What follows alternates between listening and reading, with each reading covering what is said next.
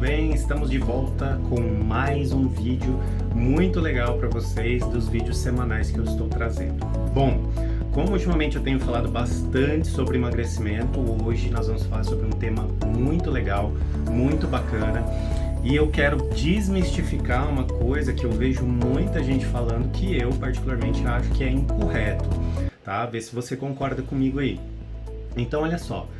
Muitas das pessoas falam que emagrecer ou aquela pessoa que tem obesidade acaba sendo por quesito preguiça, acaba sendo porque ela não tem força de vontade, e eu vou tentar mostrar para vocês aqui hoje que não é bem assim, né?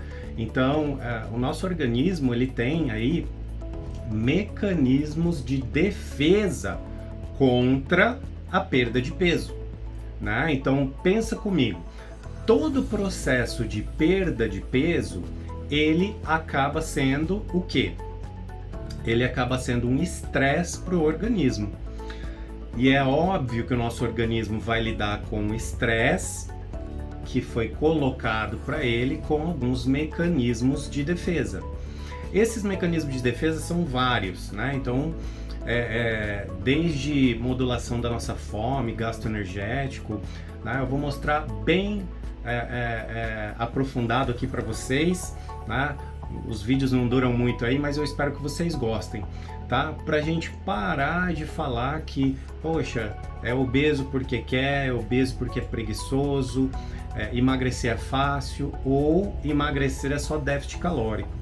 Gente, essa questão do déficit calórico, por mais que seja verdade, né? Primeira lei da termodinâmica, os primeiros itens que nós precisamos entender são o déficit calórico, mas é um contexto geral, né? Então, como o indivíduo como um todo ele é um ser multifatorial, nós dependemos de vários fatores e não somente um, que é o déficit calórico.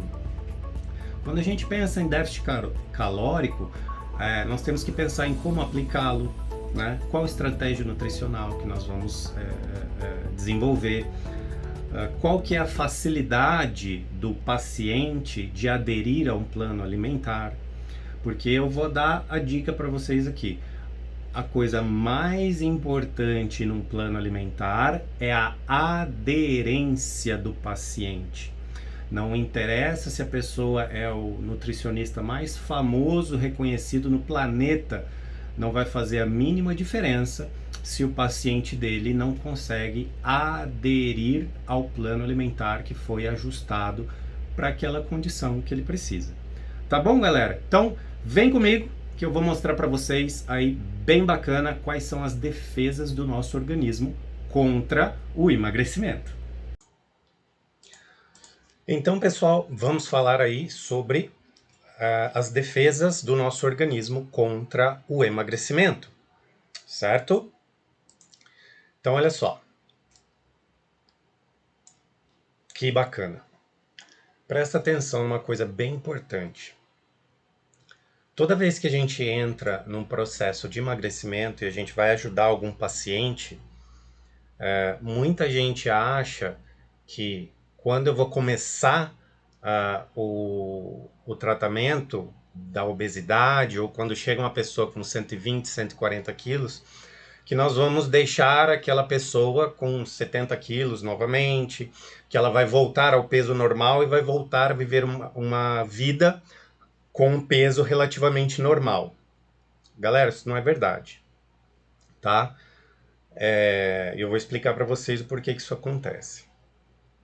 Então, olha só, aproximadamente 30 a 35% do peso perdido desses pacientes é recuperado depois de um ano que ele começou a terapia nutricional, tá? Que ele começou o tratamento como um todo para emagrecer, incluindo a terapia nutricional, certo?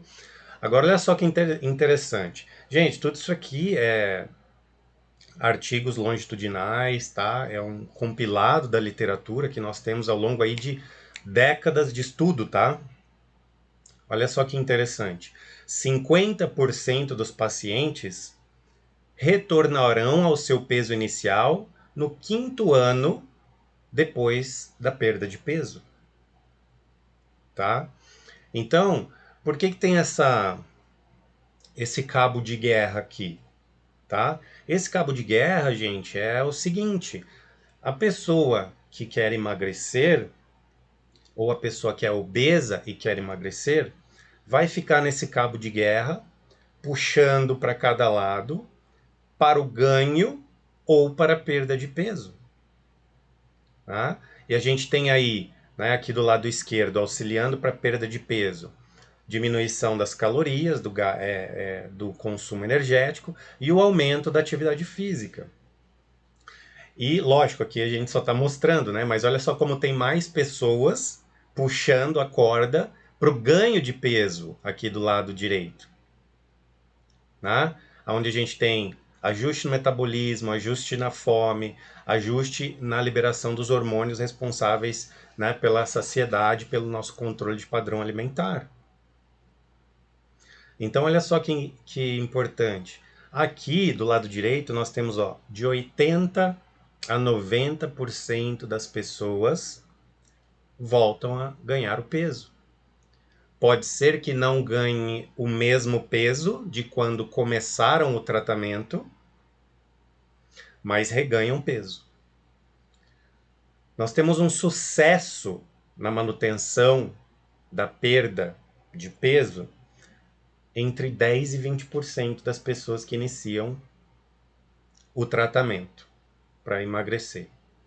Então, gente, esse negócio de que emagrecer é fácil, é déficit calórico, é simples só na matemática. O ser humano não é matemático. O ser humano é biológico, e o biológico está cheio de incertezas e cheio daquela palavra que todo mundo que está dentro da área da saúde deveria saber decor e salteado. O depende. Depende de inúmeros fatores. E, tendo isso em mente, nós temos que estar mais preparados quando formos lidar com diversos tipos de pacientes que querem emagrecer.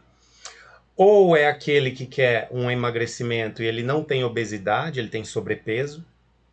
Ou aquela pessoa que quer definição, porque, né, muitas pessoas querem ficar com o abdômen definido e etc. E nem todos conseguem, óbvio.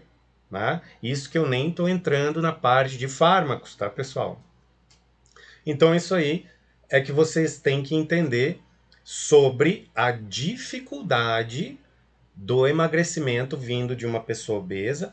E eu vou mostrar para vocês que essa defesa do nosso organismo também ocorre em pessoas magras, né? Porque normalmente, quando o indivíduo começa a emagrecer, a gente tem uma perda significativa na massa magra.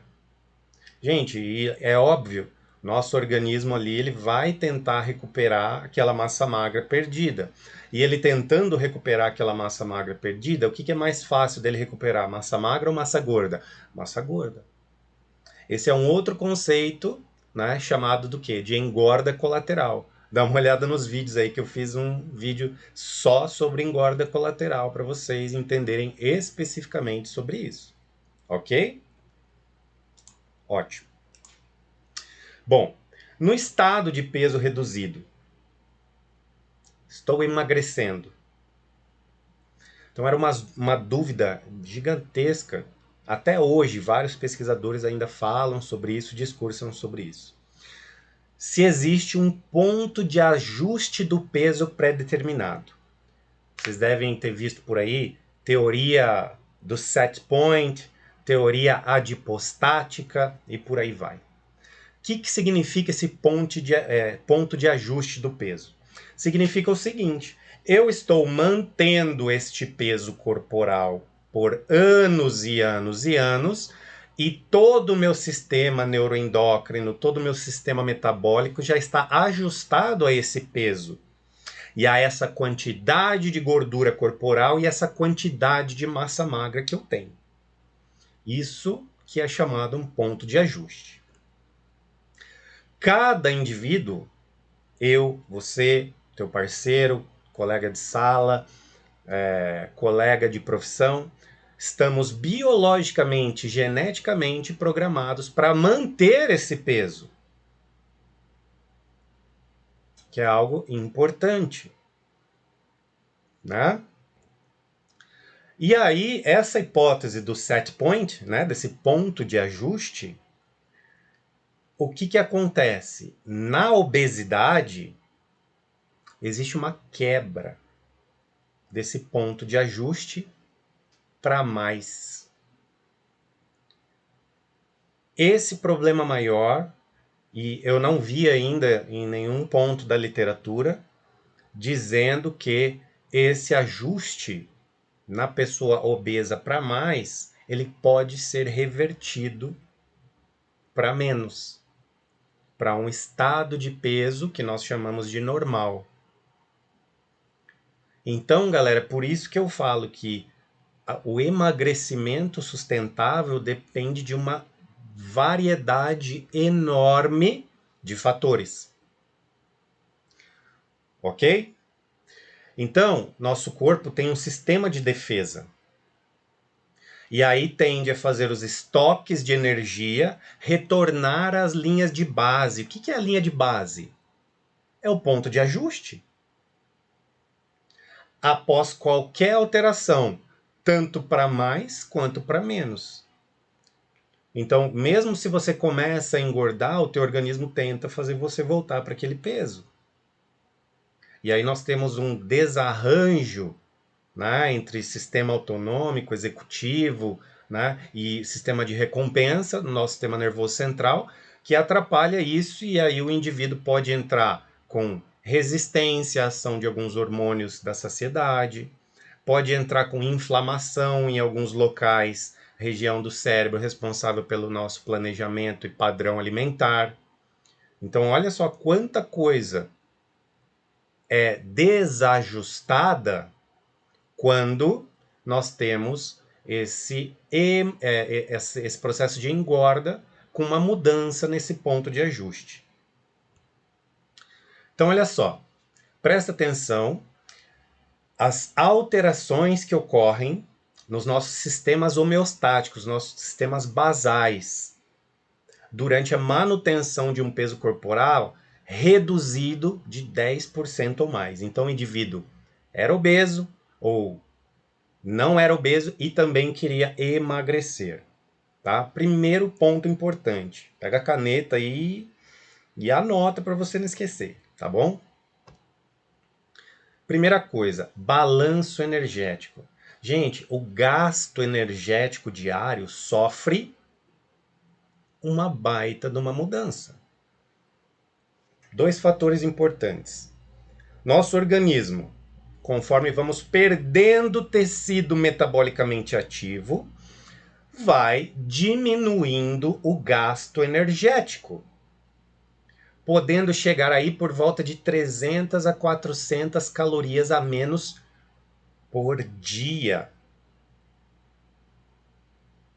Isso devido a alguns fatores, né? Inclusive diminuição da atividade física. Isso vai ter a ver com o drive neural, né, do sistema simpático, já vou mostrar para vocês.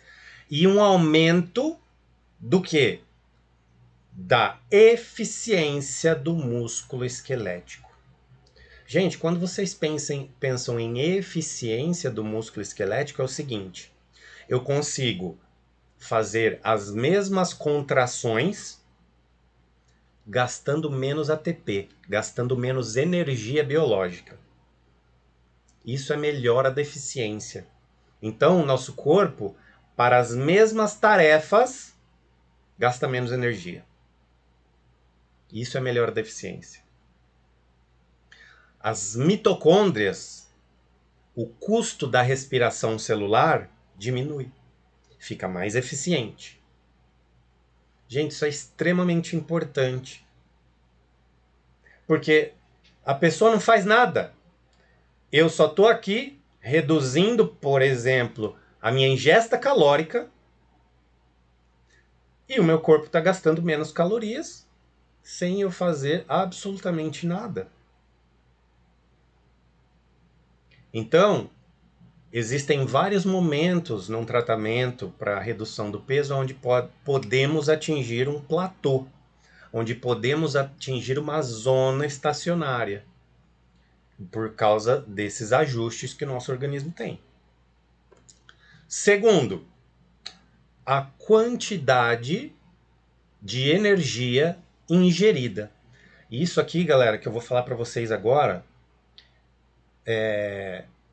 eu não gosto de falar 100%, mas eu vou falar 99,9% das pessoas não sabem.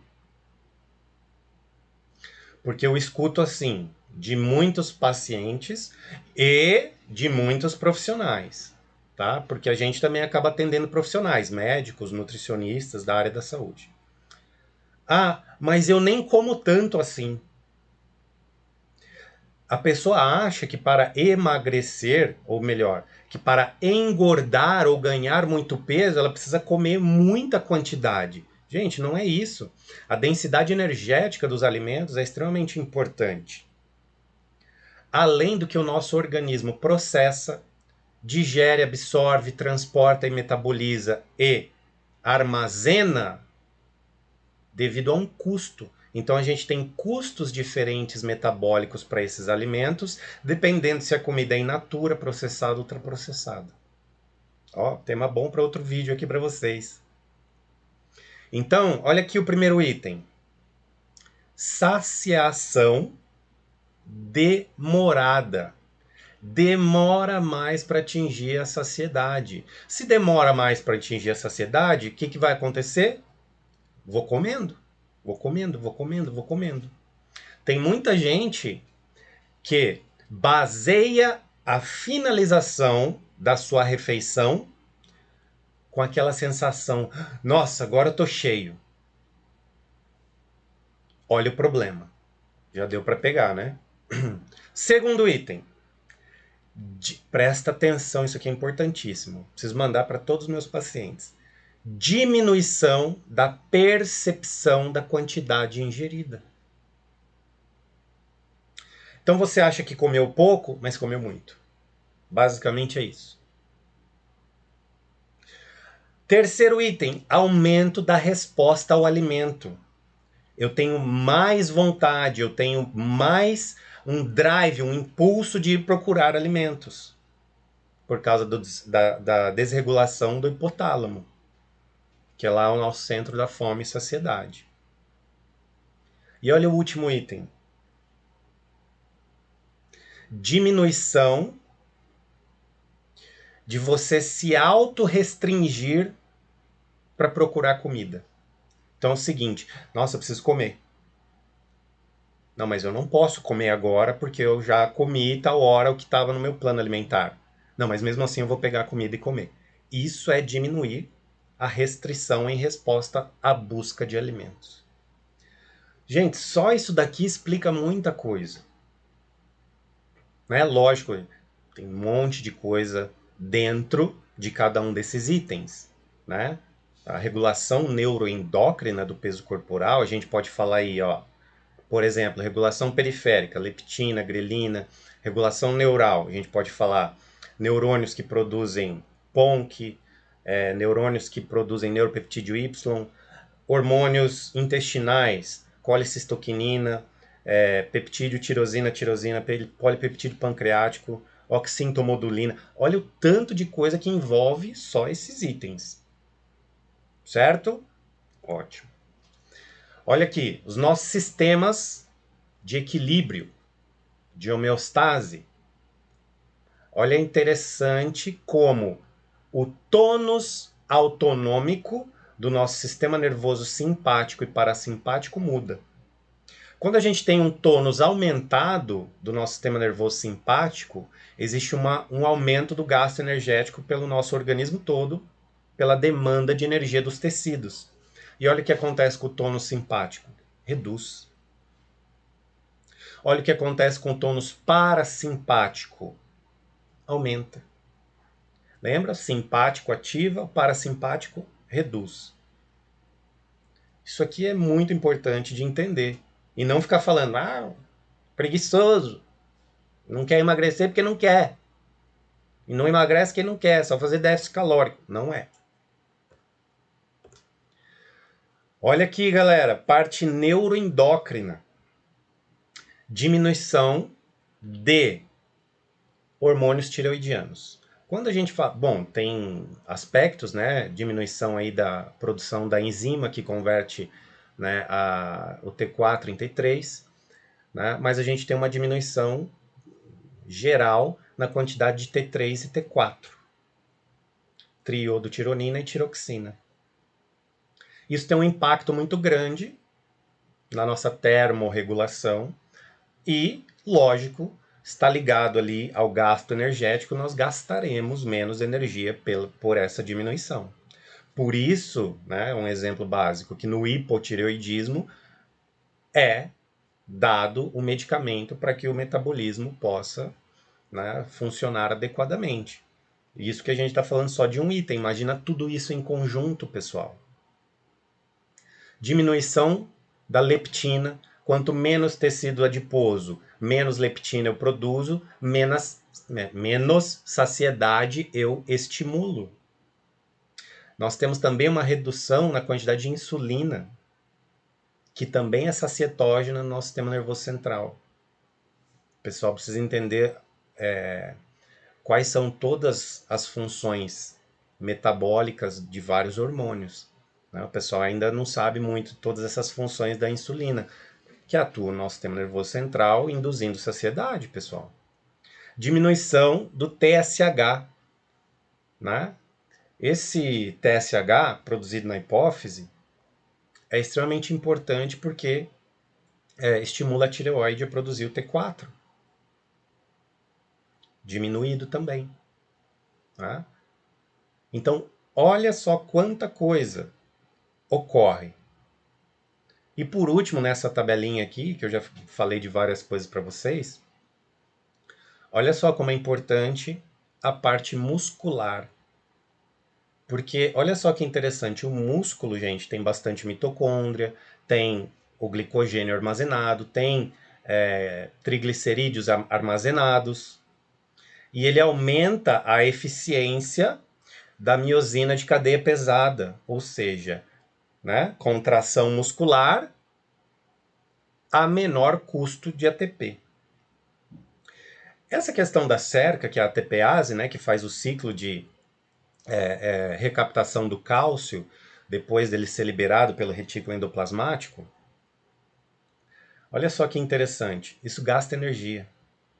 Então o ciclo do cálcio é um ciclo que gasta energia.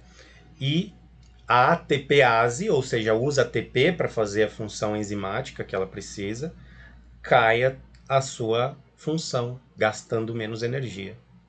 Isso são o que nós temos hoje de mais atual sobre esse assunto, galera. Olha só. Então, a partir de hoje, nunca mais fale que déficit calórico somente resolve o emagrecimento.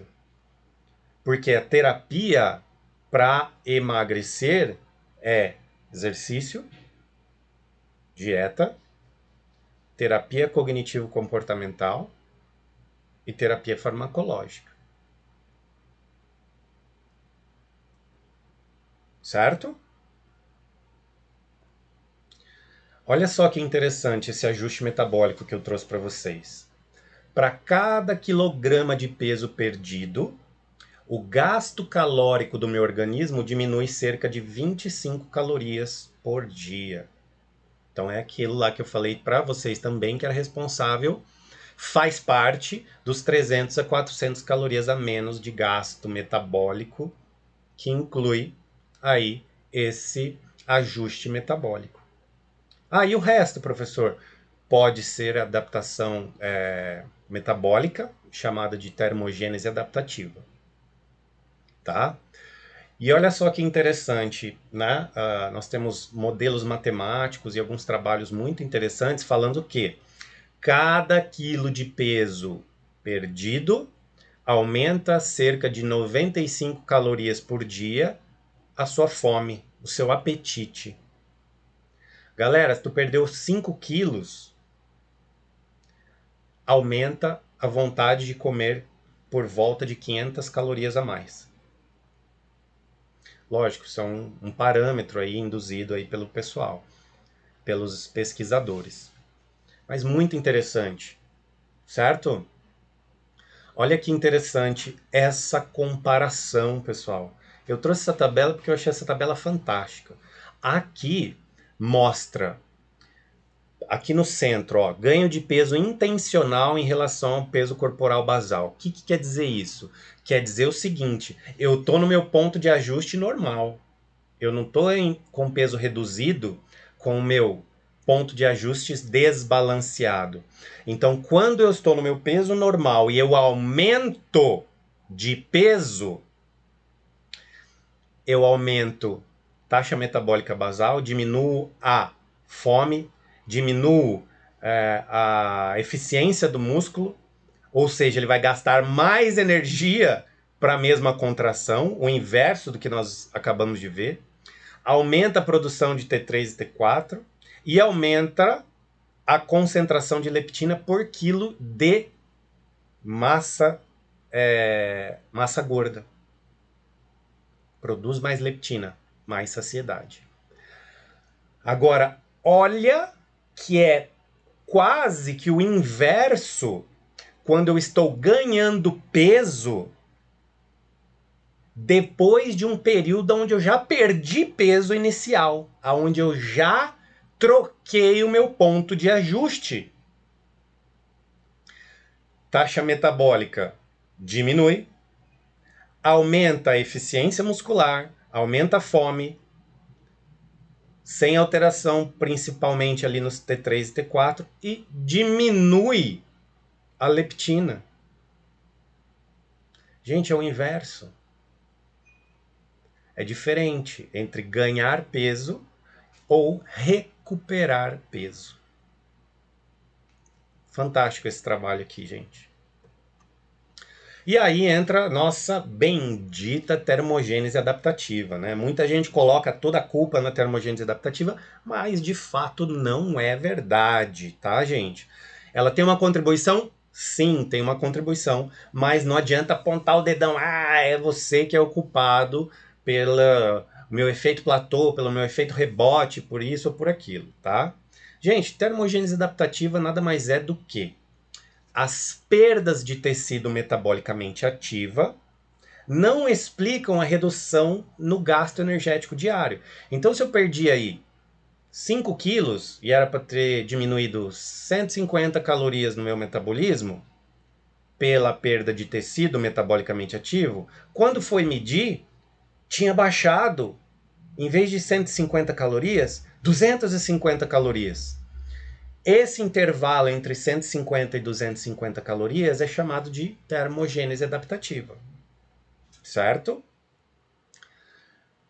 Teve uma repercussão muito legal quando saiu esse trabalho aqui, falando dos participantes daquele programa de televisão chamado The Biggest Loser, aonde nós temos a avaliação dos indivíduos ao final do programa.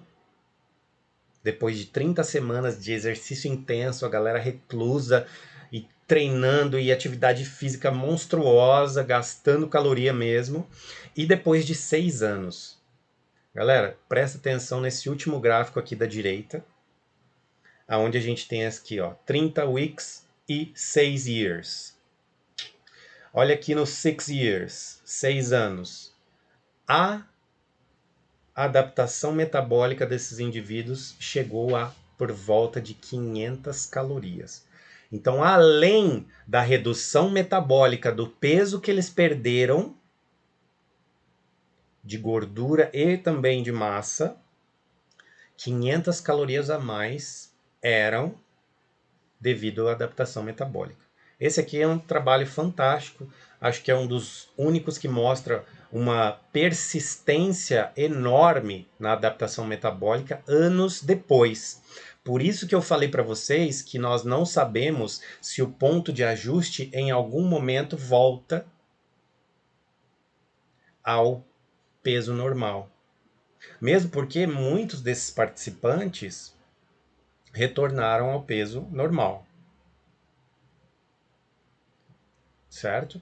Alguns participantes, dá para ver aqui no primeiro gráfico, alguns participantes até engordaram mais do que quando foram para o programa. para vocês verem que lá o cabo de guerra que eu mostrei para vocês no início é extremamente importante. Esse trabalho aqui, galera, é muito legal para a gente ver o seguinte. No geral, lógico, tem um monte de gráfico aqui, vocês não precisam ficar lendo o gráfico, mas o que, que isso quer dizer? Olha só esses 4 gráficos aqui embaixo. A linha preta é a primeira medição, que é chamado basal. Olha só, a linha tracejada em azul e a linha tracejada em vermelho são tempos depois. O azul são 10 semanas depois e o vermelho são 62 semanas depois do quê? Do tratamento para emagrecer. Esse gráfico de cima aqui, ele mostra o peso dos participantes. E olha só como o pessoal, ó, entre um período e outro, eles atingem aí um platô. Né? A gente sabe, a maioria dos trabalhos mostram que o platô gira em torno aí de 6 a 8 meses depois do início do tratamento. Mas depende da estratégia nutricional e de tudo que está sendo feito. Agora, voltando para esse gráfico aqui de baixo, olha aqui a letra A, onde nós temos aqui o gráfico da grelina. Galera, grelina, hormônio produzido no estômago, sinaliza no nosso hipotálamo a fome. E aí, quando a gente vem olhar, olha só como 10 semanas depois do tratamento, a quantidade de grelina é mais alta. Então, o tracejado azulzinho está mais para cima, mostrando que a concentração desse hormônio é mais alta. Então, o que, que acontece? Mecanismo de defesa. Tá perdendo peso, eu aumento a tua fome para você comer mais e parar de perder peso. Certo? O gráfico B, peptídeo tirosina, tirosina, peptídeo YY, letra B aqui do gráfico do centro. Olha como a linha tracejada azul e vermelha estão para baixo da linha preta. Porque o peptídeo tirosina, tirosina sinaliza saciedade produzida no intestino. Então ele produz o quê? Menos saciedade. Tu tá perdendo peso? Então eu vou te dar menos saciedade e mais fome. Mesma coisa com os 2 hormônios de baixo, a amilina e a colicistoquinina. Olha só os gráficos. As linhas tracejadas pretas estão abaixo da linha de base. Né? E aqui no gráfico da direita, dá para a gente ver o quê? O gráfico de fome e a letra B embaixo, o gráfico de desejo de comer. Olha o gráfico de fome ali, ó, 10 semanas e 62 semanas, bem maior, e o desejo de comer bem maior. E nesse estudo aqui, depois de 1 ano, foi avaliado e essas modificações persistiam. Então a gente fala, vai lutar com a balança para o resto da vida. Só que nós temos que saber como falar isso, porque é possível, sim, perder peso e ter a manutenção desse peso perdido. Aqui, esse trabalho de 2009 é bem interessante, mostrando o seguinte, diferentes estratégias para perda de peso, né? E quantas calorias por quilo de peso corporal o metabolismo reduzia, né? Olha como tem diferença, dependendo da estratégia utilizada. Eu achei fantástico isso daqui. Fantástico esse gráfico. Né? Olha a pessoa que não treina, não faz atividade física. O primeiro gráfico, dieta. Se ela faz só dieta para emagrecer, olha só, vai perder muito, vai abaixar muito o metabolismo dela, o gasto energético, se faz só dieta e não treina. Ou seja, vai perder massa magra e vai perder massa gorda. E o corpo vai falar, pelo amor de Deus, vamos usar todos os mecanismos possíveis para que essa pessoa volte no ponto de ajuste. Então, lições para quem luta para manter o peso perdido nesse nosso moderno ambiente obesogênico. Galera, perder muito peso, 30, 40, 50, 60 quilos, é possível? É possível. Biggest Loser lá, aquele trabalho muito interessante do programa de TV, mostra que sim, é possível, tá? Mas quando o indivíduo volta ao ambiente natural, com ausência de suporte terapêutico, de treino, dieta, terapia cognitiva e farmacológica, é praticamente impossível manter. Os principais impulsionadores do reganho de peso, que são as nossas respostas fisiológicas, é a persistência dessa taxa metabólica mais baixa, que eu já mostrei para vocês, menor custo energético das atividades, é aquela eficiência muscular que eu falei para vocês, eficiência mitocondrial, e diminuição da oxidação de gordura, e persistência do aumento do apetite, e lógico, né, supressão da saciedade. Então, uma das coisas interessantíssimas que os trabalhos falam é aqueles que praticam altos níveis de atividade física, quem treina, gasta bastante energia, consegue manter o peso reduzido. Ou seja, extremamente recomendável prescrever exercício físico para a pessoa, certo? E como eu mostrei para vocês, quando a pessoa é obesa, nós temos alguns probleminhas quando a gente vai falar do sistema executivo, de recompensa e o autonômico. O autonômico é aquele que te faz ir atrás do alimento, né, junto com o executivo. E o sistema de recompensa, que é o sistema de circuito dopaminérgico, também tem um problema grande. Na obesidade, isso está desregulado, como eu já mostrei para vocês. Eu mostrei os mecanismos de defesa, mas quando o indivíduo é obeso, nós temos inflamação, nós temos resistência à insulina, leptina, né? E todos esses problemas aqui, por exemplo, né, no nosso sistema de recompensa e no nosso sistema autonômico, que é o hipotálamo ali, o centro da fome e saciedade. Certo, pessoal? Outra coisa importantíssima, esse trabalho aqui é fantástico, publicado em 2022. Ele veio assim com uma luz bem interessante, tá? Para mostrar algumas coisas bem legais. A interação da genética e o ambiente. Nesse caso, ambiente obesogênico. Não é que nós vamos fazer dieta baseada em genética, porque isso ainda está muito longe, né? Não existe ainda indicação para isso. Mas, olha só que interessante. A genética carrega a arma da obesidade e o ambiente obesogênico puxa o gatilho. Né? Então, é aquilo que a gente já falou. A desinibição, ou seja, a pessoa vai mais atrás de comida ou não está nem aí para o peso que ganhou, né? Que é um mediador chave da susceptibilidade genética ao ganho de peso. Susceptibilidade à fome, que é aquele mecanismo que eu mostrei para vocês. Padrão alimentar infrequente e pouco saudável é uma ponte para disparar a arma da obesidade. Então é aquela pessoa que, agora eu vou pular uma refeição, agora eu vou comer um pouquinho aqui, um pouquinho ali, agora eu vou comer só carne, mais nada. Depois eu vou comer só uma fruta, mais nada. Tá tudo errado. Esse padrão infrequente está completamente errado e as pessoas não entendem isso. Má qualidade da dieta. O padrão infrequente, a má qualidade da dieta, toda semana viaja, todo mês viaja, todo final de semana tem reunião com os amigos, né? Toda sexta-noite é os amigos. Aí é muito álcool, come muita comida com alta densidade energética.